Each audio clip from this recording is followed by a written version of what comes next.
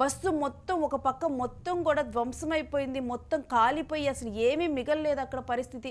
అసలు ఏం జరిగింది అనే అంశం గురించి కూడా మా ప్రతినిధి లక్ష్మీనారాయణ అందుబాటులో ఉన్నారు. వారితో మాట్లాడదాం.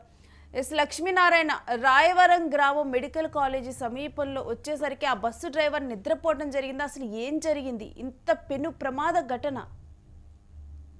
రేణు, ప్రధానంగా ఈ ప్రమాదం చాలా ఘోరమైన ప్రమాదంగా చెప్పవచ్చు. ప్రకాశం జిల్లా మార్కాపురం సమీపంలో రాయవరం వద్ద ఈ ప్రమాదం జరిగింది.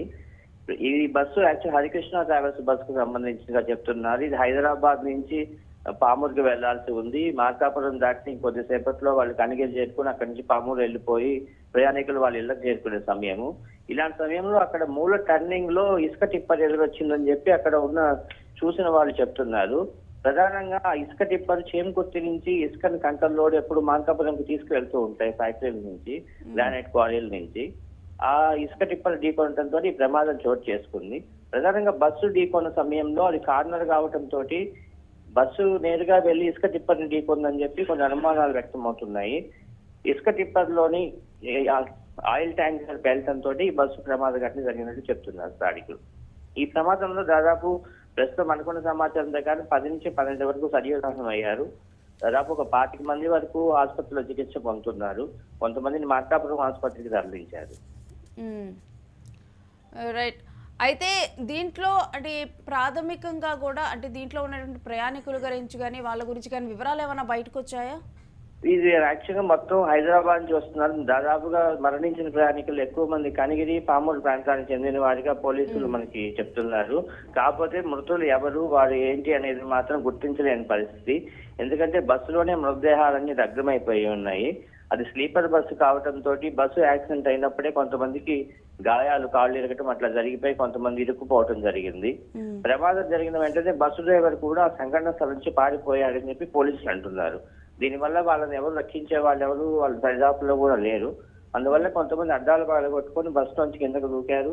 మరి కొంతమంది వాళ్ళు ప్రయత్నం చేసి బయటపడ్డారు. దీంతో ఇక్కడ సంఘటనలో మృతుల సంఖ్య మరింత కూడా పెరిగే అవకాశం ఉందని చెప్పి పోలీసులు అంటున్నారు. సుమారు మృతులు ప్రస్తుతానికి 10-12 మంది అంటున్నా కూడా ఆ సంఖ్య ఇంకా పెరుగుతుందని చెప్తున్నారు. ప్రస్తుతం గాయపడిన వారికి చికిత్స ఏ విధంగా కొనసాగుతుంది? వారి పరిస్థితి ఏంటి? గాయపడిన వాళ్ళు ఎక్కువ మందికి శరీరం పైన కాళ్ళ గాయాలు ఉన్నాయి. బస్సు అయితే పూర్తిగా దగ్ధమైపోయింది. స్లీపర్ బస్సు కావడం, స్లీపర్ బస్సులో క్యాబిన్స్ ఉంటాయి.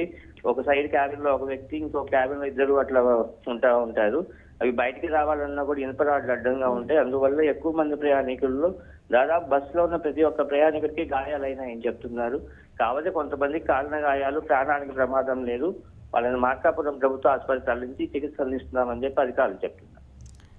లక్ష్మీనారాయణ, మీరు హోల్డ్లో ఉండండి. మీ దగ్గర నుంచి ఎప్పటికప్పుడు డీటెయిల్స్ తీసుకుంటాం. అక్కడ జరుగుతున్న చికిత్స వీటన్నిటికి సంబంధించి కూడా. రాయవరం గ్రామం మెడికల్ కాలేజీ సమీపంలో జరిగినటువంటి ప్రమాదానికి సంబంధించిన దృశ్యాలు చూస్తున్నాం. అక్కడ మొత్తం కూడా ఈ యాక్సిడెంట్ జరిగిన వెంటనే కూడా అక్కడ నుంచి డ్రైవర్ కూడా పరారైనట్లు తెలుస్తుంది.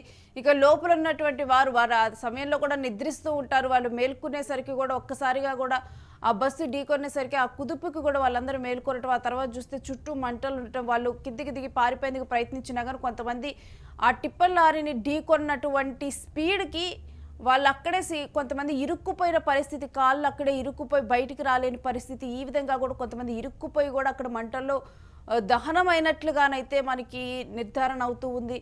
మరి కొంతమంది గాయపడ్డారు, కాళ్ళు విరగటం, ఎలాగోకలా కూడా కిటికీ అద్దాలు పగలగొట్టుకొని కిందికి దూకారు. అదే సమయంలో కూడా కొంతమంది కాళ్ళు విరగటం ఈ విధంగా కూడా జరిగినట్లు తెలుస్తుంది. ఇక మరొక వైపు చూస్తే గనక ఈ ఘటన మీద అయితే తీవ్ర దిగ్భ్రాంతి వ్యక్తమవుతోంది. అందరూ అక్కడ ఉన్న చుట్టూ ఉన్నటువంటి వారు చూస్తూ ఉన్న క్రమంలో కూడా దాంట్లో బస్సులో చిక్కుకున్న వాళ్ళు అక్కడే మనుషులు సజీవ దహనమయ్యి ఎవరు కూడా కాపాడలేని పరిస్థితుల్లో వాళ్ళు ఉండటం కూడా తీవ్రంగా కలిచివేస్తుంది.